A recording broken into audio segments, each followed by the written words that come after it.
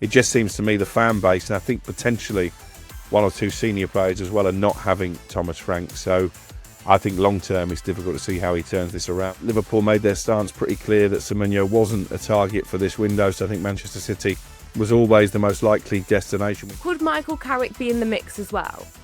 Yeah, I think he's still in the mix, but I still make Ollie favourite. I think there are plans over the next 48 hours for Jason Wilcox, the sporting director, and Omar Barada, the chief executive, to sit down with both candidates over the next couple of days. Again, the name I keep hearing come the summer is Thomas Tuchel, the England manager, very much at the top of Manchester United's list now. Ugarte long term I think doesn't have a future at Manchester United. I don't think he's mobile enough for the Premier League. I think he has to go down as another dud signing. Welcome to The Window on talkSPORT, brought to you by Intuit Quickbooks. Save time and unlock growth with integrated business tools and AI automation all in one place. So I am your host, Angelina Kelly. The transfer window is open, and it is only right that we get the latest from talkSPORT's chief football correspondent, Alex Crook. So, Crookie, let's just start with what might end up being the biggest deal of this transfer window. Antoine Semenyo's move from Bournemouth to Manchester City. What is the breakdown of the deal overall? Yeah, first and foremost, it's interesting after Jamie Redknapp's comments on TV in midweek that Liverpool could yet step in and hijack it. That was never going to happen. Liverpool made their stance pretty clear that Semenyo wasn't a target for this window, so I think Manchester City was always the most likely destination. We know he did speak to Manchester United and Ruben Amorim to try and get some clarity about what his role would be if he went to the red half of Manchester instead. Would he be a wing-back or would he be used higher up the pitch? But in the end, those conversations were academic because Amorim is no longer Manchester United manager and Semenyo is very much Etihad Stadium bound. In terms of the deal, now we know he had a £60 million release clause in the new contract that he signed last summer. That became active on January the 1st until January the 10th.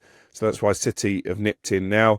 They've actually paid over the release clause, as I understand it, £62.5 million in instalments over the next 2 years. There's also another £1.5 million in bonuses on top of that. So it makes it a £64 million deal in total. That is a record sale for Bournemouth. So congratulations to them.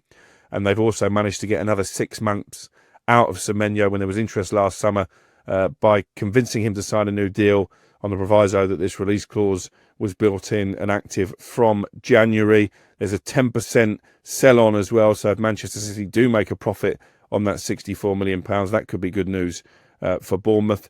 And obviously he's played his part in recent weeks as well, helping them get a draw at Chelsea. They very nearly salvaged a draw against Arsenal, and obviously the fairy tale ending as far as Semenyo is concerned. I was there at the Vitality on Wednesday night, and it was a brilliant moment when he picked up the ball on the edge of the penalty area in the 5th minute of stoppage time and he blasted it into the far corner to give Bournemouth their first win in 12 games. I think as Andoni Iraola told me afterwards, that is reward for the way that Semenyo has conducted himself. He's not gone on strike. He's not down tools in order to force through this move. He's not missed games to preserve him from risk of injury. He's given his all. And I think that victory could turn out to be a key moment for Bournemouth in terms of just easing any lingering fears they could be dragged into relegation danger. You mentioned that Antoine Semenyo had the release clause. In theory, could City have got the deal wrapped up earlier? Because I know that there was this conspiracy theory that City wanted him to play against Arsenal for Bournemouth first. But actually, in hindsight, maybe they should have got him in straight away to bolster the attack, because Pep Guardiola's side, through 2 home games since the new year. And like we say, Arsenal did end up winning 3-2 at the Vitality anyway. Yeah, I would take your point, and the big attraction when it comes to Guardiola is that he thinks Semenyo will put numbers on the board in terms of goals and assists, and they are still reliant, aren't they, on Erling Haaland, who obviously ended his mini goal drought from the penalty spot against Brighton, but still wasn't enough to give them all 3 points. And you wonder if they had Semenyo as an option, maybe would it have been a different outcome? I definitely think he's an upgrade on Jeremy Doku and Semenyo in particular, because he's already into double figures for Bournemouth. I think he will add to that when he goes to Manchester City. And you wonder, do they chuck him straight in now in the FA Cup against Exeter at the weekend, which would seem the perfect game to introduce him, get himself on the score sheet, probably against lower league opposition, and just settle straight away into life at Manchester City. There is talk as well that he's going to take on an iconic shirt number, Yaya Touré's number 42. Oh, well, there you go. I didn't even realise City had iconic shirt numbers. Just kidding. Oh, that's a bit of blow. Just kidding, just kidding. Antonio Raiola has said that the outgoing Bournemouth winger Antoine Semenyo is a player who you cannot replace ahead of this move. And he's spoken about, the Cherries losing him on the same week as Justin Kluivert was ruled out with a knee injury. Will they be bringing anyone in? There have been rumours of a loan move for Arsenal's Ethan Ranieri. Is there anything in that? I don't think so. It's certainly been played down to me by my sources on the Dorset coast, and I think Arsenal would be reluctant to weaken their squad. We know that Mikel Arteta is very concerned about fatigue and injuries that have derailed them at the business end of the season in the past. I don't think Ranieri particularly is pushing to exit. Obviously, he's frustrated at his lack of playing time, but I think he understands that when everybody is fit, he's not first in line. Similar situation with Mars Lewis-Skelly, actually, at left-back, who has only started a couple of Premier League games this season, plays more often, actually, in the Champions League than he does domestically, and I think that probably will cost him a place in England's World Cup squad. But again, he's not looking to force an exit. In terms of Bournemouth replacements, they do need bodies in. They're looking at a centre-back, Nathan Ake, I know is on their list, but City have lost a couple of players in that area now, so they might be reluctant to let him go. I think they bring in another forward player if they could. Goalkeeper is certainly high on the agenda. I thought Petrovic could have done better with the first Tottenham goal on Wednesday, and he started to make mistakes, so they want competition for him. And yeah, obviously they need a Semenyo replacement, but it's not easy to do. In January, there was talk of Fatawa down at Leicester, but again, that's been played down to me. And the other name I'd heard was Jaden Philogene at Ipswich, but I think they'd be very reluctant while they're in a position now to challenge for automatic promotion to sell probably their best player in this window. And you mentioned Manchester City there, the fact that they have got injuries in defence. Ruben Diaz and Josko Gvardio both now out. So could they make a move for another defender? Because, of course, they've been linked with Marc Guehi, who has only 6 months left on his contract at Crystal Palace. Oliver Glasner has said that his captain won't be leaving in January, but surely this is the last chance for the club to make any kind of money on his departure. Yeah, I think it's a complicated deal to do, though, for a number of reasons. I think Palace's asking price is still high for a player with only 6 months left on his deal. I still think you're looking at in excess of 30 million, maybe nearer 35, 40 million that Palace would want to sell their captain. Then there's agents' fees and signing on fees to take into account. Someone and top Premier League club told me that to do Guehi in January, it would probably cost the best part of £60 million, which when you consider that he's on a free transfer in the summer, that would seem a little bit foolhardy. And I don't think the player is necessarily pushing to leave in this window either. He's playing week in, week out for Palace in a World Cup year. They're in a good position in the league. They've obviously got European football to look forward to in the second half of the season. I think he knows come the summer, you're not just talking about Manchester City and Liverpool potentially coming back in. Chelsea maybe, who for me need someone like him at the heart of their defence, although they've always pushed back on the notion of bringing him back to the club previously. But you've got Bayern Munich, we know, are interested. Real Madrid have been mentioned, and Barcelona, the latest name that has been given to me. So I think come the summer, especially if he has a good World Cup for England, and I think he'll be a starter for Thomas Tuchel in North America, he's going to have his pick of clubs. So I think Guehi more likely to stay in this window than he is to leave.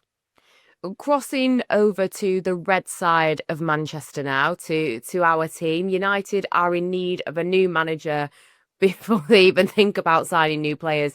It looks like they want an interim coach until the end of the season. And apparently they also need to have previously played for the club, because we've just got all these club ambassadors in the mix. talkSPORT's been telling us all week that Ole Gunnar Solskjaer is the front runner for the role. But could Michael Carrick be in the mix as well? Yeah, I think he's still in the mix, but I still make Ollie favourite. I think there are plans over the next 48 hours for Jason Wilcox, the sporting director, and Omar Barada, the chief executive, to sit down with both candidates over the next couple of days before making a decision. We know that Darren Fletcher, who started pretty well last night, disappointing result, but there were elements of the performance that were positive. He'll be in charge against Brighton at the weekend, which I think means the first game for the second interim manager of the season will be the Manchester derby. So a little bit of a baptism of fire. That game live on talkSPORT. There was a lot of confidence coming out of Ollie's camp on Tuesday night that he would be the chosen one again, maybe with Carrick coming in as number 2. There's even been a notion floated they could be joint managers, but I'm not sure really that will work. I think you do need a definitive number 1. But I'm told today Carrick is open to the idea that if he doesn't get the top job, then he would be happy to come in and assist Ollie as he did last time round. So, yeah, that looks like the direction of travel. And again, the name I keep hearing come the summer is Thomas Tuchel, the England manager, very much at the top of Manchester United's list. Now, he turned down the opportunity before becoming England manager, but I don't think that means necessarily that he wouldn't entertain the idea. But I would be fascinated to see how he operates alongside Jason Wilcox and Omar Barada and Christopher Vivell, and if he'll get the same sort of frustrations that clearly Ruben Amorim did towards the end. And I do wonder just how secure Jason Wilcox's position is. He's got to get this interim appointment right. If they appoint the wrong man and results don't improve and they miss out on European football, I don't think it'll be the interim manager whose head's on the chopping block this time around. I agree, and I don't think he's done anything to prove why fans, should trust him to get this right, because it just seems to be disaster after disaster. Taking your chief football correspondent hat off and putting your Man United fan hat on, are Manchester United making the right decision here? I know that you say that Thomas Tuchel is the name that's floating around, but should they not be looking for a permanent coach now? If they want an Andoni Iraola out of Bournemouth or Oliver Glasner out of Crystal Palace, both, it seems likely, could leave at the end of their contracts in the summer. They'd take a big job now, surely. I'm torn on this because I understand the notion of waiting until the summer because the pool looks a lot bigger there. You're going to have Mauricio Pochettino probably after the World Cup would be available, maybe even someone like Carlo Ancelotti if it doesn't work out well for Brazil in that tournament. Certainly Thomas Tuchel, we know his contract is up, and I just sense maybe that he would favour a return to club management, whatever happens with England in the States, even if they do go on and win their first major trophy since 1966. You've mentioned Glasner. Iraola is another, as you say, is out of contract. I'm not sure he's quite got the personality to manage a club like United, but they do seem to be prioritising Premier League experience. I know there's been links with Julian Nagelsmann because of his connection with Christopher Vivell, but I think the fact he's never managed in the Premier League would count against him, and I think the German FA are trying to get him to extend his deal with the national team anyway. And in terms of who comes in the short term, I don't think there's a massive list of options, and it did work with Ole Gunnar Solskjaer first time around, just lifting the fan base, lifting the dressing room, and I think they think United, if they can get that kind of reaction again, then maybe that Champions League place is still available. It's so frustrating at the moment because every time the door is ajar, as Chelsea left it open last night, they don't seem capable of walking through it, and they've got a difficult run of games now. I think the Interim's first 2 games are going to be Manchester City and Arsenal. It's hard to see too many points at the moment from those 2 matches, although City aren't in great form, so let's see.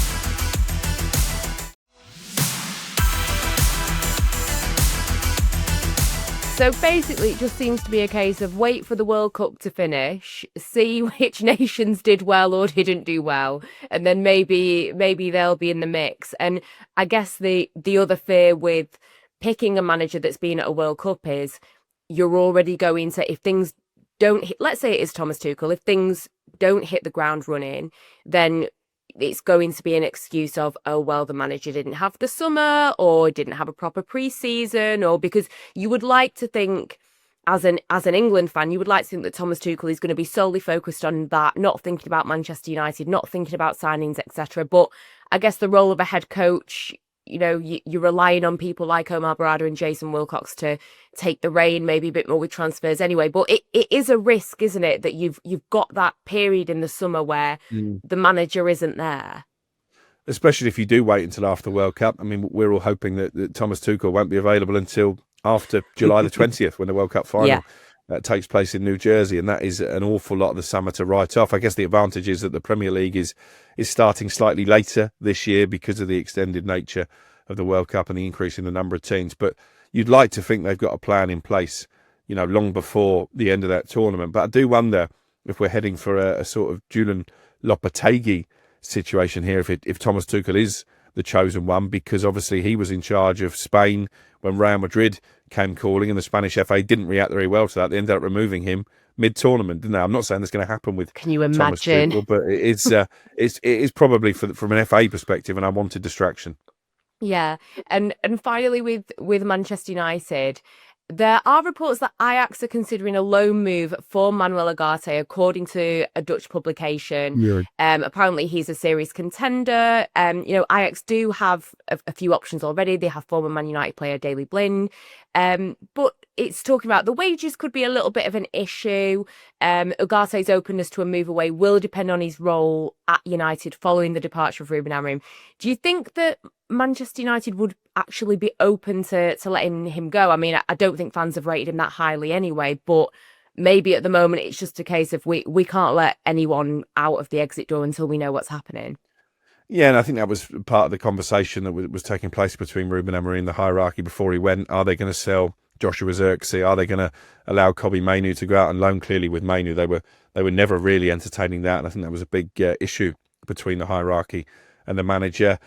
Ugarte, long term, I think doesn't have a future at Manchester United. I don't think he's mobile enough for the Premier League. I think he has to go down as another dud signing. But whether they'd be willing to let him go in this window, when of course they're light-handed anyway because of players away at AFCON duty, is open for debate. I think if it does happen, it'll probably be towards the end of the window, and who knows, that might just free them up to bring in somebody on a loan. There's still talk of Ruben Neves maybe coming back from Saudi Arabia on a short-term deal, and I think he would be an upgrade on Manuel Ugarte. And before Ruben Amorim left, obviously, Carlos Baleba from Brighton, Nottingham Forest, Elliot Anderson were both high up the transfer wish list for the summer. Are you aware of if that's changed now Amorim has gone, or have they always been targets for the club rather than the manager? I think the club targets, and again, this was one of the issues. I think Ruben Amorim felt he would have more of a say on who comes in, and obviously has up until this point, but because they weren't completely convinced by the manager, certainly weren't convinced by his system. I think Jason Wilcox and Omar Barada and Christopher Vivella, who I mentioned already, they wanted more control on transfers, and that is going to be a problem, because Thomas Tuchel is someone who is very much his own man. I don't see how he does operate under this current model. Oliver Glasner, I think, maybe would be more suitable in terms of his relationship with the hierarchy, but is he the best candidate for the job? I would put Tuchel ahead of him with my fans head on. Let's talk about Spurs. You watched them lose 3-2 at Bournemouth last night for talkSPORT. Captain Christian Romero, he's taken to social media to take aim at the Tottenham hierarchy in a post that seems to have been edited. Our own chief football presenter, Adrian Durham, has had his say on the post. I mean, the Romero one, when I saw that pop up on Instagram, I couldn't believe it. I mean, this is your captain of your football club calling out the hierarchy at Tottenham Hotspur. I'm absolutely stunned. I mean, let's put this into perspective. Maresca's just done this, called out the hierarchy. Amorim's just done this, called out the hierarchy. They're no longer in their positions. You can't do that with players. But that's a massive fracture at a huge football club. So you throw in what I've just said, the coaching isn't right and the players are substandard, and now you've got the captain calling out the hierarchy. This is one broken football club, Tottenham Hotspur, and it's going to take a lot to put that right. I think as well, Adrian, concentrating your performance on the pitch, Romero. You're getting sent off against Liverpool stupidly. Concentrate on putting performance in yourself, and also Porro, Simmons, Richarlison, all liking the post on social media. What's going on, Adrian? I'm baffled here, mate. These aren't leaders, are they? No. Do you know what we asked the question the other day on Game Day Live? I asked the question of a couple of ex-pros. How good is Christian Romero? Now, you can say he's a World Cup winner. He's trusted as captain by a lot of managers, but he's unreliable in terms of his discipline, and he's a big part of a Tottenham side that's failing right now. So, yeah, as captain, you're coming out and saying something, but is that really going to help your football club? Well, let me answer that for you, Adrian. Would City buy Romero, or would they buy Van der Ven? Van der Ven. Pretty clear, isn't it? Yeah, it's a no-brainer, isn't it? And he says at the end of the post, Christian Romero, all together, it will be easier. Well, you've just split them further apart, mate. So what's gone wrong at Spurs? And considering their form, do you fear for their head coach, Thomas Frank? I fear for Thomas Frank because I was at the Vitality and he was booed again by the Tottenham fans, having obviously been unfortunately photographed holding an Arsenal cup that was left over from I felt really sorry for him. Yeah, no, I didn't. I didn't actually ask him about it because I thought it was a little bit of a cheap shot, to be honest. But I did ask him about the boos from the Spurs fans, and I put it to him: Did your team deserve that tonight? Because actually, you showed a lot of effort, a lot of endeavour at 2-2. The Bournemouth goalkeeper's made a worldie save to deny Van der Ven. Had that gone in, we could have been talking about Tottenham winning away, and their away record is very good. But it just seems to me the fan base, and I think potentially one or two senior players as well, are not having Thomas Frank. So I think long term it's difficult to see how he turns this around. Will they make a snap judgment? I think they'll be reluctant to. The Spurs board, I know he's got a good relationship with the hierarchy, but they're not in a brilliant position in the league, are they? In fact, I think they're in an identical position to where they were this time last season under Ange Postecoglou. It's that they're a little bit closer points-wise to Nottingham Forest down in 17th, which is where they finished. So, yeah, I'd be surprised at this stage if Thomas Frank is still the manager come this time next season. They've got a huge month ahead. Villa in the FA Cup this weekend, when you would expect Unai Emery to make changes. So the pressure is really on Thomas Frank to name a strong team and go and win that game, but it's at home. They don't win many games at home. Then you look at their next couple of Premier League fixtures, West Ham and Burnley. They are must-wins as far as he's concerned. They've got two tricky Champions League games in January as well, Borussia Dortmund and Frankfurt, which they need points from to get into the knockout stages. So I think it's difficult for Thomas Frank, and I feel for him because I think he's a good guy. I think he's a good coach, but he's a project manager. I'm not sure that's what Tottenham need at this moment in time. Yeah, I just worry that image of him with the Arsenal Cup, could it be the lasting image of him? You know, could it become a meme?